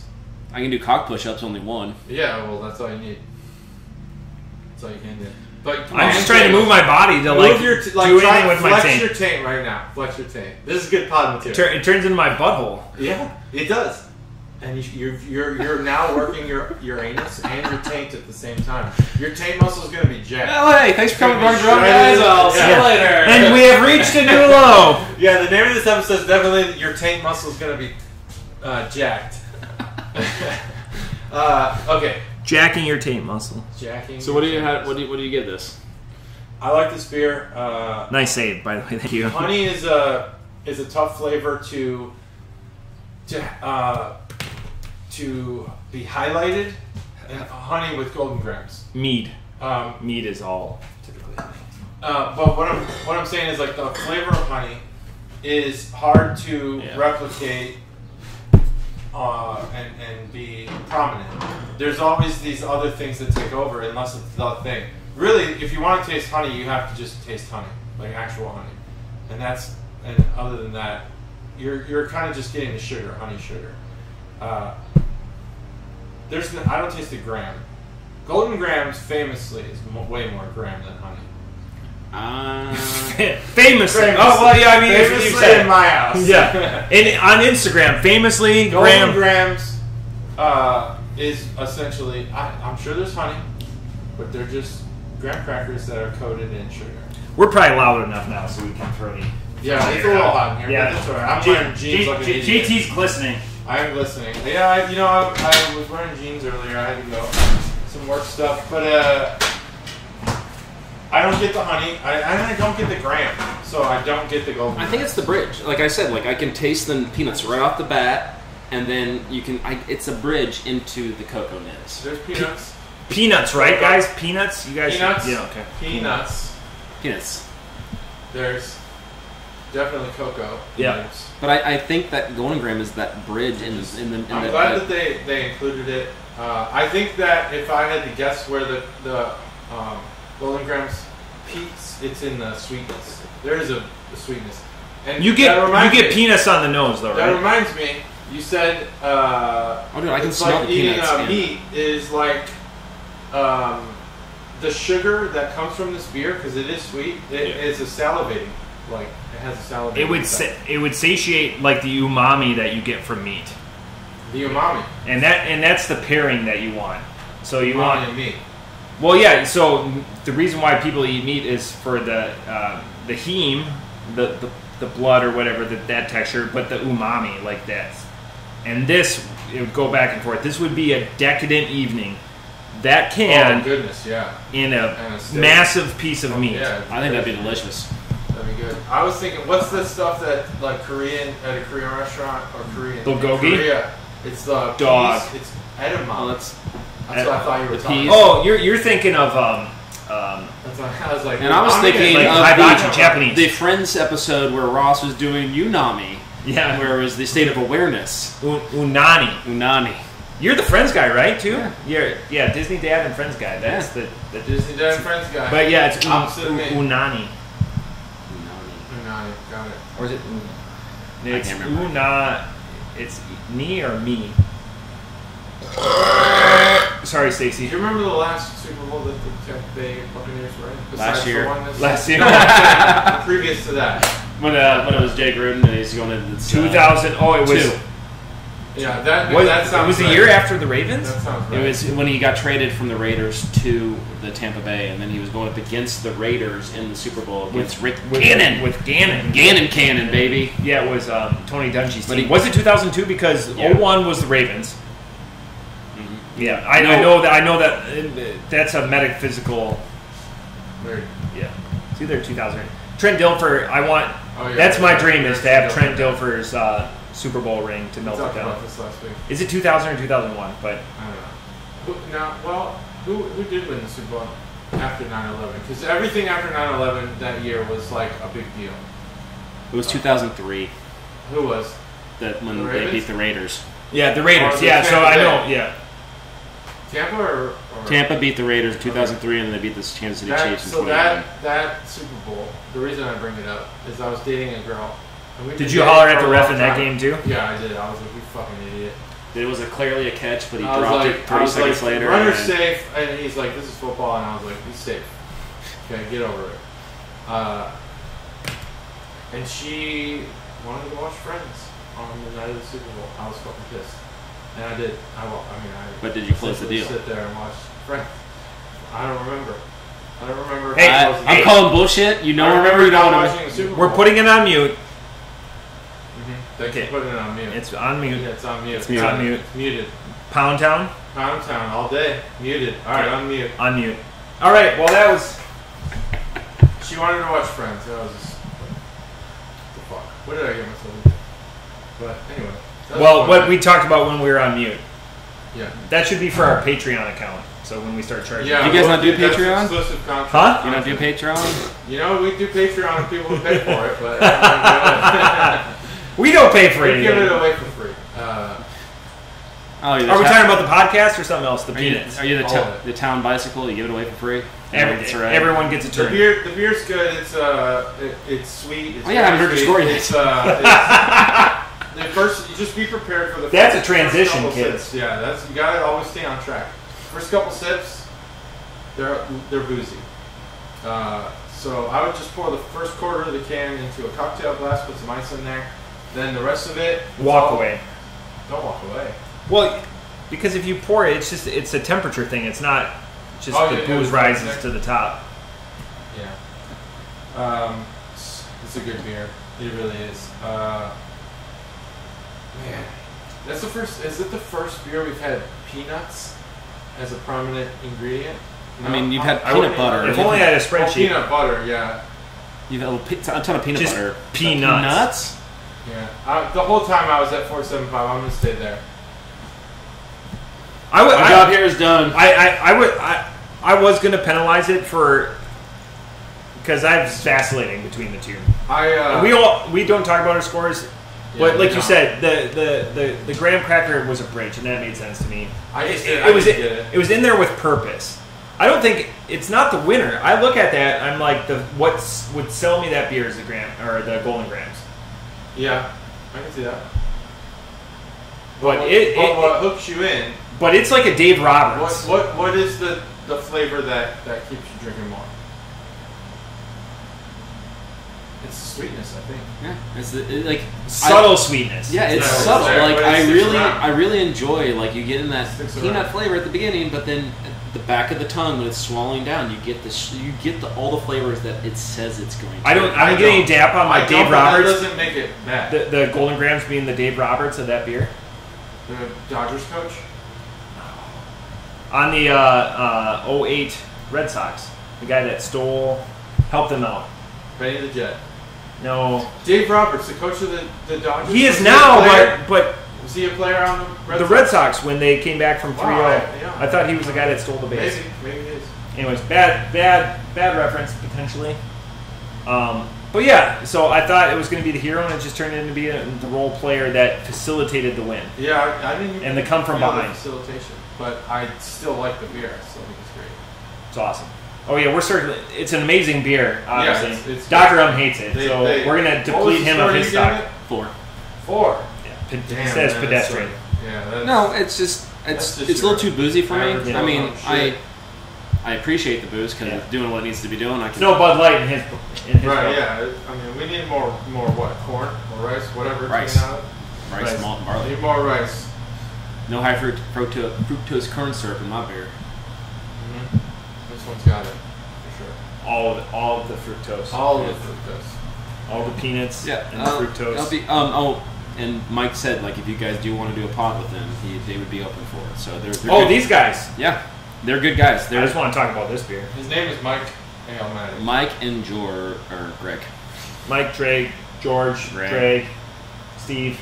It's a cool place. Bob. Check it out. We won't ever do a podcast with anyone named Carl. We won't? No. Why not? What about Carlsberg? Carl's a cool name. Carl with K or a C. We can only. Which one are we? I think if you're named Carl with a K, you have fucked up parents because no one names you Carl. We don't want Carl with a K. We'll do Carl with a C. We'll do that. Okay. Carl with a C.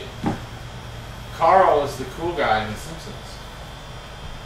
Well, no, Lenny, I think. Carl's cooler than Lenny. Carl. Oh, this is fantastic. So I have a situation for you guys. I want to hear about it. So excellent. Thanks. thanks for the support. I do, but I have to go. So I have to take a piss. So you can tell it's a drunk. Oh, do you have to? I'll wait. Okay. So I just heard from my cousin as I was coming here to the Broken Drum Emporium, and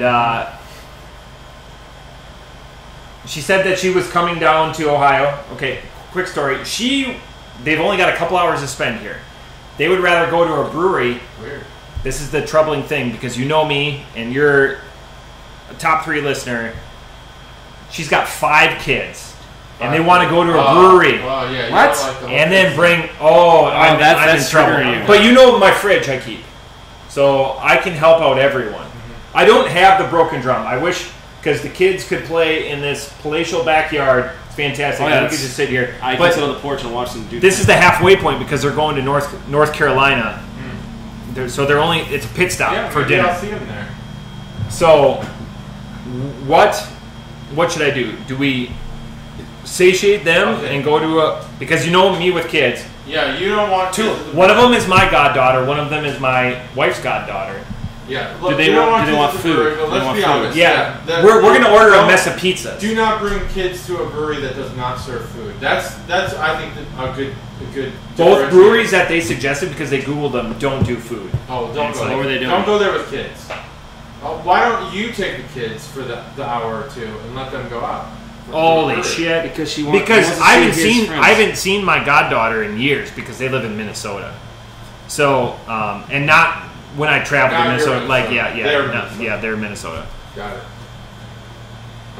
But you know my fridge. You just saw it. Yeah, it's extremely diverse. You're ready to host. And I told her, I go, hey, just because that's why I've been texting. Sorry, I've been an asshole, but I'm trying. They're driving here right now. They're driving here.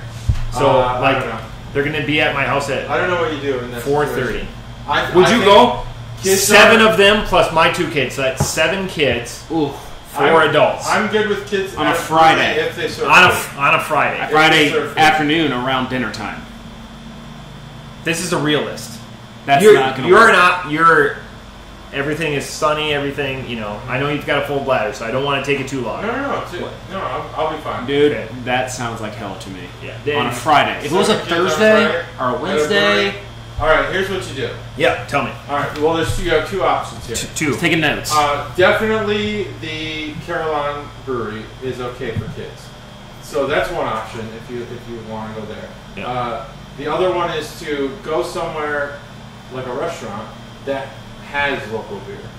They can drink it. They can drink it. You're not going to get Alematic. You're not going to get Crooked Handle or things like that. Yeah, we're not going to get Warped Wing. You'll get both. I would love to take them to Crooked Handle, but that's out of their way. No, you can't go there. So are they just doing a pit stop, or are they staying the night with you? It's a pit stop. So I just found out at 10 o'clock this morning. So they're gonna have some dinner and some beers. Yep, and that's it. And then driving. And then they're driving. So they're not spending the night because we would. Okay, let's ask it this way: if you had one, this is real world if someone was stopping at Dayton and you wanted to show off Dayton, oh yeah, where would you take them? It's not going to be popular. I would take them to Warped Wing. And then I would take them to the bar that we're part owners of. I'd take them to DBC. Both places have food, but they're not kid friendly. Yeah.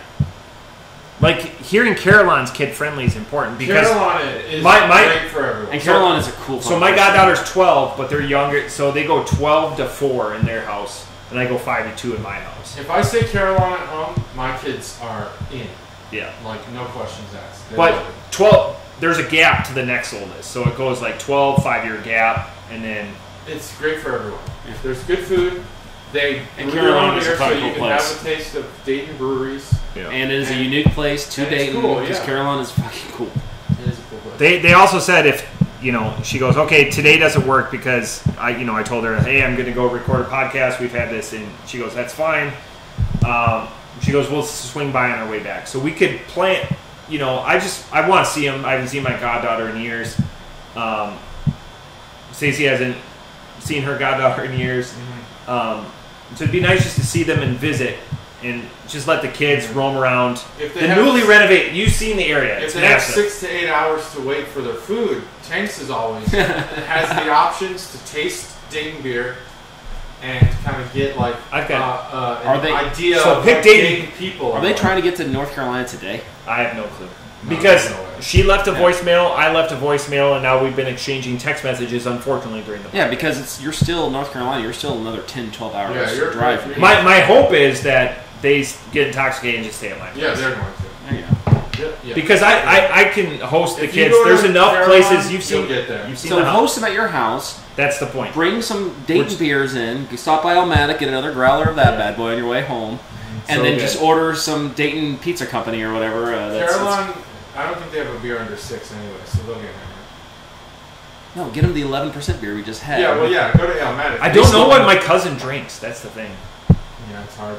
Because and that's because we've never, she's never been a big drinker. So it's Friday. That is a tough one. They're gonna be. It's Friday. It's places are gonna get hammered. Gorgeous outside. There's nothing wrong with bringing 7 kids somewhere. Because I don't know. Because if it was just the two of them, honestly, we'd go to Trolley Stop and we'd just sit up there and we'd order pizza. Honestly, if it wasn't out of your way, I would say Mother Stewart is the perfect place. I have so many stickers of Mother Stewart all over, and I've never had one beer from I don't think I have either. Have you not been there? Maybe at the. Because that's Springfield, right? Yeah. Yeah, that's where you go when, you're homeless.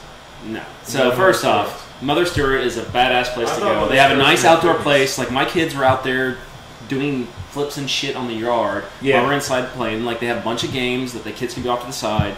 And their beer, they had a Hefeweizen that was a 5 for me. It was like I stopped ordering anything else. I'm gonna go to the bathroom. You guys keep talking. Can I just walk in your house? Yeah. All right, cool. I can't wait till I see you, because I can see perfectly into his back, foyer. The dog just attack, and just there's blood everywhere, and it's just my dog's more likely to put his nose in your crotch because he's a crotch sniffer, and I've had that dog for 7 years, and I can never stop him from. Oh my God, JT's getting attacked. We could release. Who wears pants on July 23rd? Yeah, I wore my work stuff here. This is not what I went to work in, so I worked 7.5 hours a day and then came here. Yeah, I was going to go work half the day, but I got up at 6 and I was still drunk from the night before, so I said screw it, I'm taking the whole day off. That's just life. And we know my boss Chuck doesn't listen, so it's good. And the fact that you report to the off now, that's awesome. Goodness gracious. How long have we gone? An hour and a half? Oh yeah, this is going to be a hefty one. Yeah. Yeah, so I have plans. I keep clicking on my phone to see. Oh, okay. So the wife's going to be done. My problem was, I thought the wife wasn't going to get done till 5 tonight. Oof. And then I'd be then I'm entertaining everyone. So I think I'm going to be more comfortable with hosting them. I would do that because I hate kids in breweries. Mm-hmm. Their kids are militant. My cousin is straight up and. My 2-year-old is a bull in a china shop. I cannot. They can have fun together at your house. She's a way better. You got kid shit to do there, and you can say, hey, this is the beer from these areas. This is some of the good beers. Well, yeah, I'm gonna go buy him some stuff. Hey, take this with you. Just That's what I'm saying. You can stop at Alematic. Well, I don't think they open till 3, so yeah, that's dead to me. Yeah, but definitely some Rheingeist because if I'm giving them the taste of this area. I do Rheingeist too. I'm going with the bigger part of the state. I'm not just focusing on. That's a good question. If you were going to give someone beer from this area, really good question. Rheingeist, 100%. The best part is my hometown brewer brewing project is available here, and I just had a conversation when I was up in Minnesota last week. It's available in Atlanta. So I was at Brewing Project. We talked about this on last week's pod, or 2 weeks ago. And it's amazing how far that, my little hometown brewer, they started out as a 5-barrel system, and now they're massive production. Sorry, Stacy. God, their reach is fantastic. Yeah. From a town of 70,000. If I would pick up in this area, like in the Miami County where we're at currently, it'd be a cross between either Moeller or Alematic. And they open at 2, by the way, I just checked. Moeller? No, Alematic opens in 12 minutes. So.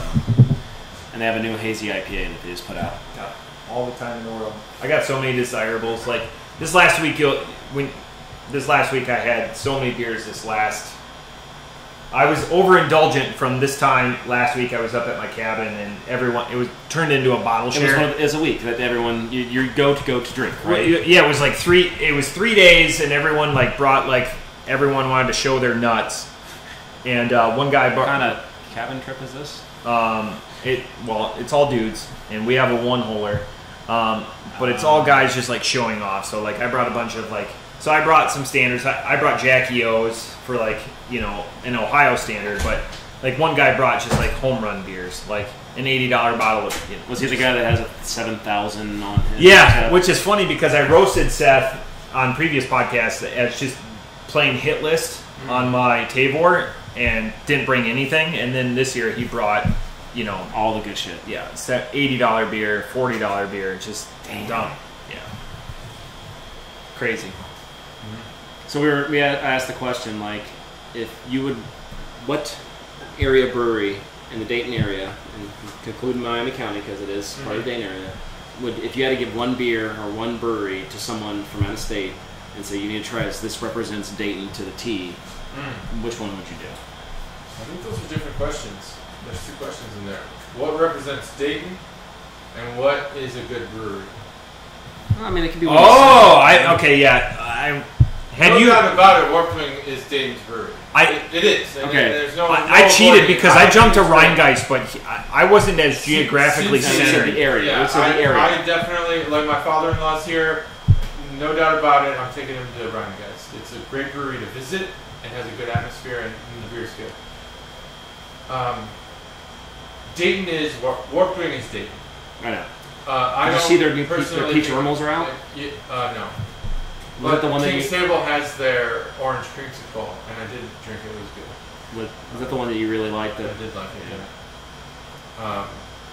But the brewery that I tell people to go to most often is Branch and Run. I just think you should try it, and I think they have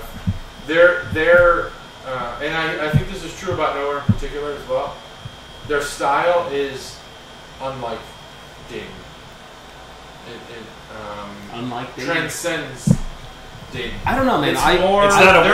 It's not a blue collar beer. They don't cater to who is gonna buy the most. They just make I'm gonna disagree with you on that, my friend, because I just drove through Dayton. I hadn't been in Dayton forever, but I had to drop off a kid for softball, and I drove through the old area I used to live in Dayton, and the way that it's You don't own that house anymore? No, I sold that 3 years ago. So, jeez, yeah, man. Thank God. But I drove through that area, and I haven't driven through it, and it's gorgeous. The transformation in the 5 years since I've been through there. The gentrification of that and area. I think Branch and Bone and Nowhere in particular fits in that area. Like Branch and Bone, yeah, but I don't think they're beer fits. No, I think it does. I think the way that it looks and that they're changing the looks of all these old buildings. You're both right. Historically, it doesn't fit with Dayton. Dayton's a blue collar lager pilsner type. But with the gentrification, the money, the yummy phase is coming to Dayton. Yeah, the hipster craft beer. Yeah, sure. I was shocked at how gorgeous all these buildings were that used to look like shitholes, and how I was just I didn't even recognize it. I was the arcade transformation. I used to be embarrassed to drive down there. Now I'm just fuck, this is cool. I sold that house a couple years too early, but I had to get out from it. So. Yeah, Branch and Bone, they get it done. They're a good brewery. You're inspired me. I'm probably gonna stop by Branch and Bone and go. No, I'm gonna go buy it and bring it to my house. We're just gonna order a mess of pizzas.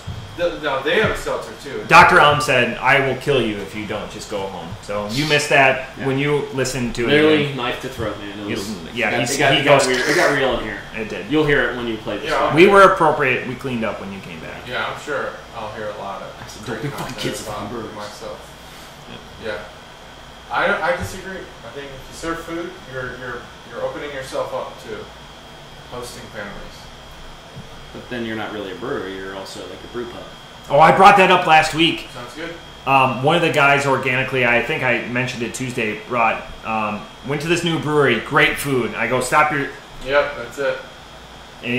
As soon as you say great food, nope, turn... You gotta start with the beer. Yeah. Gotta start with the beer. If that's what it's gonna be. They can have great food, but they have to have great beer first. Yeah. Don't say, I went to a brewery, great food. Yeah. Don't say it then... Yep. It's the order of... with math. Help me out. You guys are math guys. Yeah. No, the order of operations. Yeah. Mm-hmm. I went to a brewery. Beer. Great food. Yeah. Great beer, great food. If you say great food first... No, turn me off. Done. I'm the same way. So, I want to give you guys a big props. 150 next week. That's fucking impressive. Over 3 years? Yeah. 2 weeks. Yeah, this is the spoiler alert. You're listening to this next Tuesday. Yeah.